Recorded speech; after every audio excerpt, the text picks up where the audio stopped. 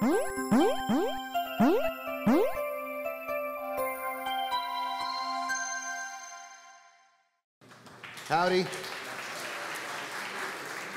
Man, this is a cool venue. Like this, the club and everything else is really awesome. So thank you so much for coming in. My topic is how to tell a deep story in a casual game. And for some of you, that might sound like a stupid idea. But for me, I got into this gaming thing because I like telling stories. So this isn't going to be a conversation about if you should tell a story or whether or not that's a good play for your game. It's just something that I'm really interested in, and that's what we submitted the session on. So Soma Games and Code Monkeys are companies that we do. Soma is sort of one particular title or a brand that has a lot of sort of spiritual themes to our games. Code Monkeys is more just, you know, arcade shooting stuff. So Wind Up Robots, G Into the Rain, Bok Choy Boy, these are the games we've made, but that's not really important now. The reason I wanted to get into this is because I believe that story is the language of the heart, which means that in order for you to have an impact on someone, on your players, story is the language that's going to unlock all that for you. It's the thing that opens up their understanding of the universe, understanding of themselves, their relationships, and everything else. So story is the thing that connects that sense, and when those little pigs stole the eggs, why I get so pissed off. It doesn't take much, right? But it just takes a little bit to give you that emotional hook that now I'm interested. And all it really has to do is give me a little bit of context. So we want to understand, when we're trying to tell a story in a game, story is that one thing that's going to get things going. But often we find in games, especially in casual games, that becomes a real challenge. There's a lot of people who've been talking about how do you do a narrative in an interactive story, and it's a tough nut to crack. So that's not only in casual games, that's in AAA games as well. Some people are doing it pretty well, some people not so much.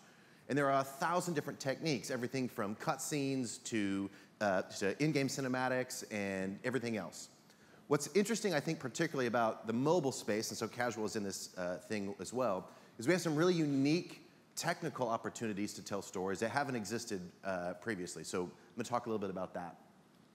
But if you understand this notion about the heart, that that's what you're speaking to, then you're going to understand a whole lot more. Specifically, when you're telling a story, you don't want to talk to someone's mind. Ultimately, there are intellectually deep stories, but they're much more difficult to tell. They're almost always done poorly, whether that's a novel or anything else, and they're just hard to pull off. And in a casual game, it's probably counter to the ethic of the casual experience. So understand the heart, and a lot will come into focus. Okay, so going back to the whole idea, telling a deep story in a casual game. Let's define depth. I'm defining depth right now as an emotional impact and also universality. By universality, I mean that there are themes and concepts and ideas that we all experience simply as part of the human experience. These are things like love and hate and war and greed. These are all the kinds of things that we all already understand at an intuitive and an experiential level. And so when I can tap into those things, that it doesn't maybe necessarily matter my age, my demographic, my gender, my country, when I can cut across those boundaries, that's universality. And that's going to be kind of the real sweet spot. And the reason why is that I could tell a story that is, say, when I was in college and there was sort of a literature deconstruction class. A lot of that focused on different ways, different segments that you could do. So there was sort of like the African-American deconstruction, there was the Marxist deconstruction, there was the feminist deconstruction. And each of these were sort of a lens that you would put on a story and say, well, what would someone from that particular lens see into this story? That's a great way to go, but from a marketing perspective, anytime you shrink your market, you're leaving a lot of other people out. So I would say that for us, being as universal as possible is both good because you have a broader audience, but two, because those are going to be a more shared experience. And then the emotional impact, you might also say sort of a spiritual impact, or whatever the word you want to use here.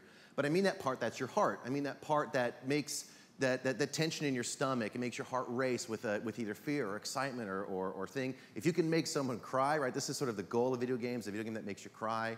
That's obviously like going to be that sweet spot of depth. We don't get moved by data. Like, watch this. Watch. This is very factual and important. Water boils at 212 degrees. You see how moved you were? Right? That was awesome. You see that facts never move anybody's heart. In order to get that thing for them to care about what you're doing, to care about your stories, you got to hit something that's way beyond data. And that's somewhere at the level of the soul. So coming back, I want to start for a couple techniques that we've used. I want to be real clear that this is an opinion piece. It's my opinion. I don't believe that there are any subject matter experts in this because I think that we're all learning. We're all students in this. We're all trying to figure out the best way to do it. But these are some of the things that we've learned. I want to start with a frame. By a frame, what I mean is there are certain themes and ideas that I can sum up in just a couple words that automatically set you down a path. They're very inexpensive, both in time and in energy. And specifically have a couple different words. So for example, if I'm telling a story of forbidden love, instantly you go down a certain road. I don't have to say anything else. If you have any context of that story, you sort of already expect certain things.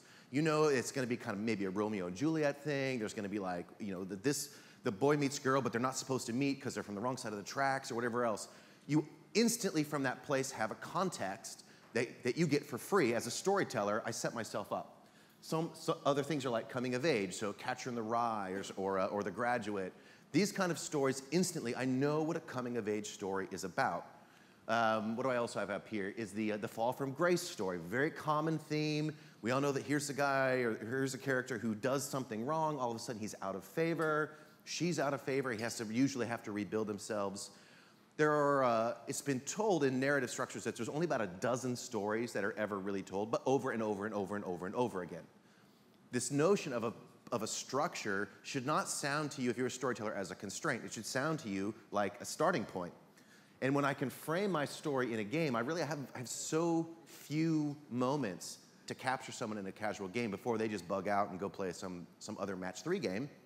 You have to do it really quick. So setting a frame gives you all this great information for free.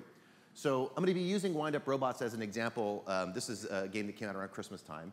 But we tried to do a deep story in this game that's really sort of a tower defense game. So one of the real common themes is a kid with a destiny. And so we just want to put that right out there right away. Zach has a destiny.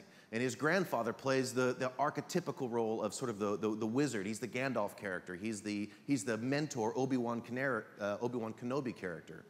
We do this right up front, right in your face, so that there's no misunderstanding where we're going. Zach has a destiny. Every time a kid has a destiny, that destiny is opposed. And this is the central conflict. What is stopping this kid from reaching their destiny?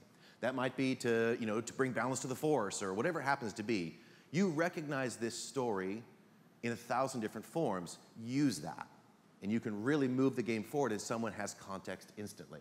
So that's how we did this in Wind Up Robots. Now let me just check my time because I have a tendency to rub my mouth.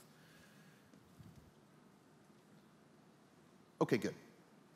So this is a great way to set up a frame and get the ball moving really, really quickly. Step 2 is this understanding that less is more.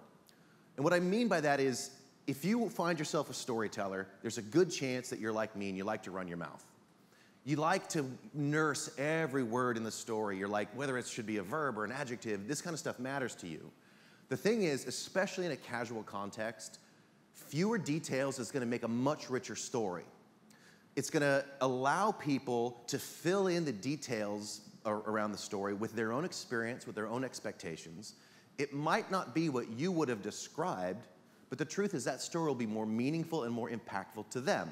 So if I say, for example, boy meets girl, here's the frame, but now if I don't go much farther than that, each one of you has a picture in your mind of what that means, of how old they are, of where they grew up, of what's the problem, right? There's always a problem with the boy meets girl story. What's in their way? Is it political? Is it racial? Is it something else? But without me having to tell you those details, you automatically fill them in. And you will fill them in subconsciously with the details that are meaningful to you, that are important. So let me give you an example. This is from the Lord of the Rings. And watch just a couple, I don't know if we have audio on this or not. Yeah.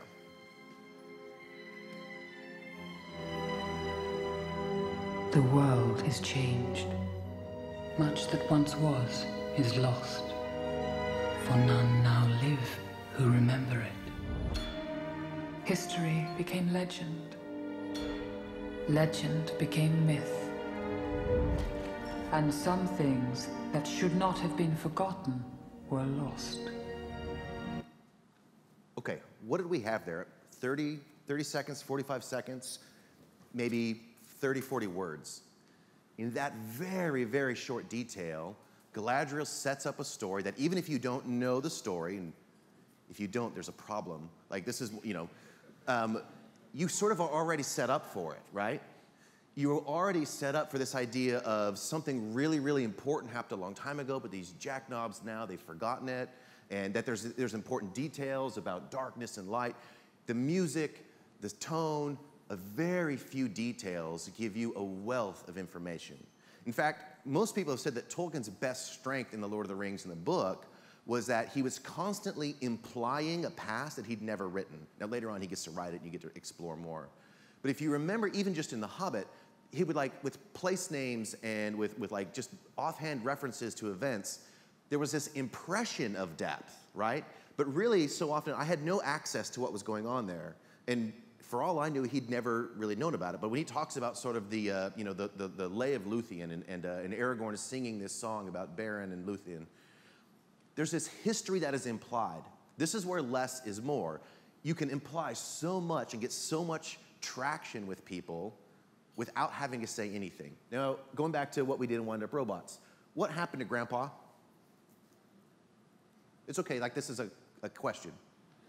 He died. I don't have to say that. One picture, one word, one couple words, very few details allow people to fill in details that then frankly save me time, right? So in a casual environment, time is of the essence. I have to get my point across really quickly. And when you can do that without exposition, now you're in a sweet spot. So look for those places where your writer influence or your writer instinct will be to write more details, because somewhere in your mind is probably all the details. Everything in your mind you want to write down. The thing is, find the places where that's not actually important and let the player fill in that stuff, and they will be much, much richer for it. Don't mistake detail for depth. This is the problem, is that as writers, we will often think that all of my cool data, all of my place names and my timelines and my events, we will think that creates depth, but it doesn't. In fact, often more detail just gets in people's way. And in a gaming environment, this is doubly so. But it's true in books too. Lots of people, for example, talk about War and Peace, and there's this sense in which probably most of us have this notion of vaguely that War and Peace was a really important book. And I've never, ever, ever read it and never want to because it's too freaking huge. Tolstoy wrote this gigantic piece. It's this wonder work, but it's not generally read, which is, take it or leave it. Anyways, don't make that mistake of thinking that detail is the same as depth. Okay, step 3 is all about being multimedia. It's all about having multiple senses involved in what you're doing. And this is a time-saving technique. And it is pretty unique to what we're doing in gaming. I have all kinds of things at my disposal to both reinforce and tell different stories. And so this goes back to the notion of frame. By the way, there was a point I wanted to make about frame that I forgot. Frame and genre are not the same thing. They're both really important, but they serve remarkably different purposes. So if my icon shows a little elf with a bow, or it shows sort of a Navy SEAL with a rifle, the icon does tell me something about the genre, but it says nothing about the depth. And so you can have a really cheap, lame science fiction movie, or you can have a really deep, rich science fiction movie. So don't mistake those two. Going back to the media thing, because they're tied in. I have so many cues that I can give my player that attract many senses. Go back to Lord of the Rings trailer for a second, and you remember the music. The music implies mystery. The music implies there's a richness, there's something going on here that I want to find out what's happening. But if you had said that to carnival music, the same words, the same images, it would give you a very different picture, wouldn't it? And you would interpret those words in a totally different way.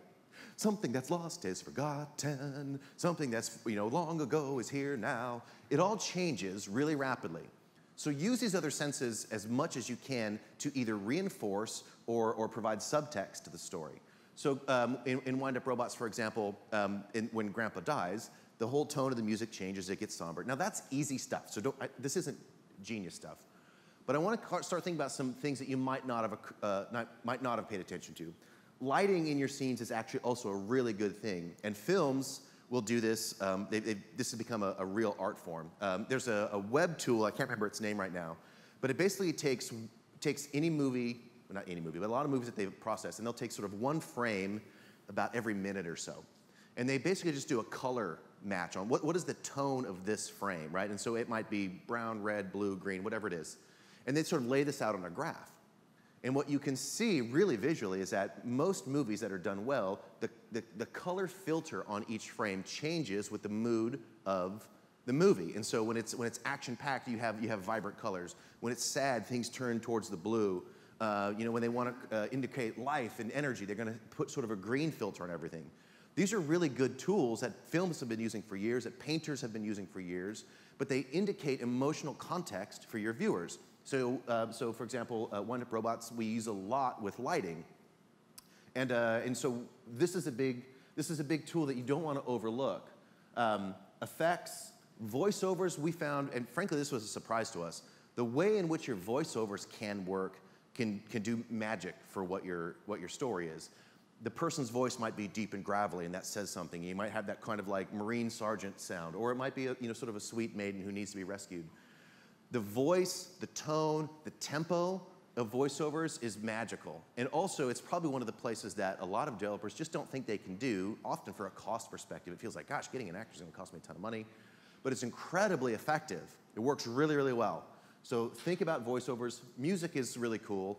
Let me talk about one thing that I haven't seen used very much, and frankly, we haven't used very much, but I want to get into it more and more, is gestures. On these touch tablets, what if we can start using gestures to also help tell the story? What if there's a door, twin doors, and part of the story is I have to open the doors? I can bring my own physical touches of the player into the game. Now, if you do that in a gimmicky way, it doesn't work. But if you actually make it as part of the story, this can be really powerful. I have to sweep away the curtain to see what's behind there. I have to open the chest to see the treasure. Stuff like this can be another way to involve the player so it's not such a passive experience for them. So this is just an example from Wind Up Robots where we did a lot with light. So this is a scene where they're trying to understand sort of the difference. The whole game is actually about sort of a light versus dark sort of thing. And so we do a lot with the lighting in this. And your art style is critical. I've seen a lot of gamers who pick an art style either sort of haphazardly. They think that they like someone else's style, right? So like, well, I saw Braid or Limbo or whatever it is, and they thought the art style was cool, so they choose that same style. But they don't realize how much the style communicates to the player. And this can be done really well or really poorly, but photorealistic art says something about your game. Cartoon style art says something different. Is it hand-drawn? Is it 3D? All these things give cues to your reader on what's happening next. And I'm going to react to different art styles differently depending on what it is. So don't make that choice haphazardly. And I would also encourage you, don't make the choice by saying, well, the artist I know and trust and can afford is this guy, and he does this art. So I guess we're stuck with that. I think that would be a mistake from the storytelling perspective. Find a style that matches your story and that reinforces it, and it'll be of immense value. Okay, step 4 here, and I'm about to tie this off, is a little bit tricky to understand, but let me try to make this point. Think of all your favorite books, movies, stories that you were really just moved by it all. So get that in your mind. What's my favorite book, my favorite movie, blah, blah, blah, my favorite character, and how many of those characters were you? You see, every moral tale requires a degree of distance for me to reflect upon it. If I am the character, it puts me too much in it. And as a result, I don't have the emotional latitude to engage with that character, to reflect on what they've done, whether that was a good idea or a bad idea. Like when Odysseus is an idiot, if I'm Odysseus and I make that same idiotic choice, it feels meaningful at the time, but I have no distance to reflect on it. If I'm Oedipus and kill my dad, that might seem reasonable at the time because I'm chasing the graphs, right? And he's got a big shield, and I have to knock his shield off, and and I have to do his hit points. And it all seems reasonable at the time when I'm that character because I'm just chasing the charts. But if you can get away from that and get into a third-person perspective where the story is going to go on essentially with or without the player, then they have that emotional distance to engage, to reflect, to invest in what they're doing, and you're not on the hook to try to force them into decisions that meet your story arc. Does that make sense? And I know I think I only have a couple minutes, if anything, so I'm going to wrap that up, and I think we do Q&A next, if that's okay. So There you go. There's a ton more to tell, but thank you for letting me talk.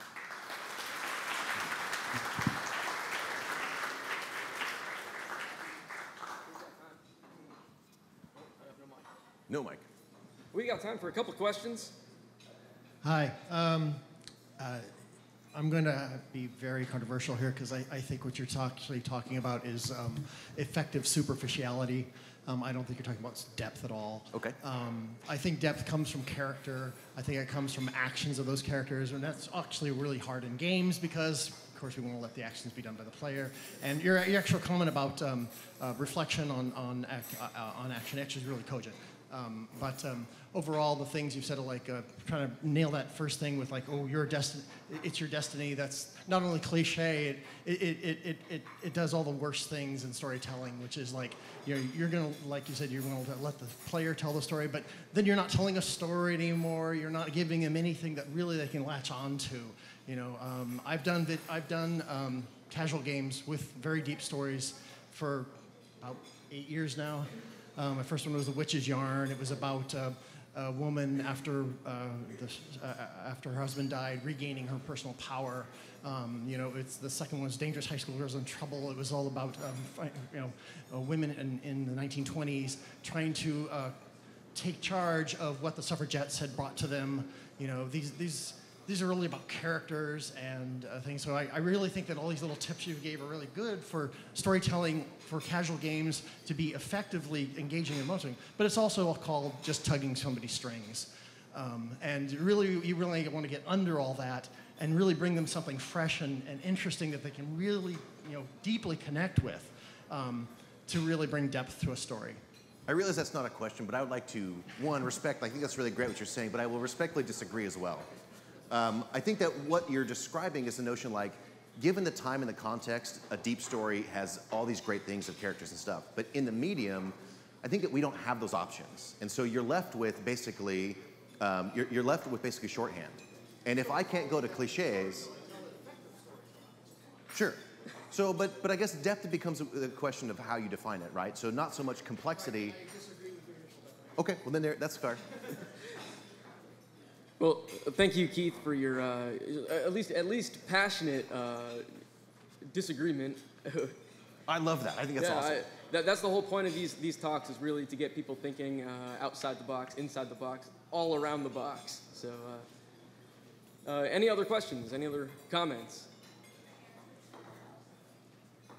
Microphone's behind you.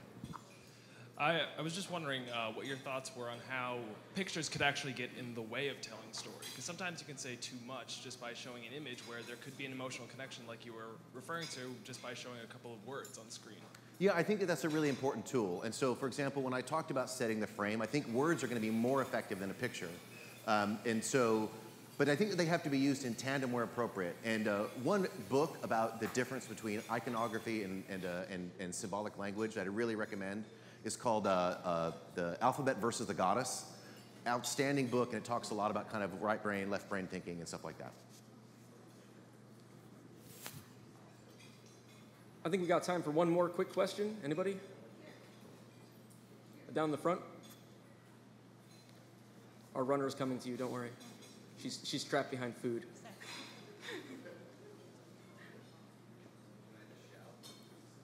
You could. Great talk. I'm just wondering if one of the things we think a lot about, because we work primarily on social games, is how we can kind of weave real people that are my friends and their data, social graph data, into narrative. Is that a problem you've put any time into? I would say that I think what you're describing is opposite from sort of my fourth point, is from the third person perspective. And I realize that's not what a lot of people are doing.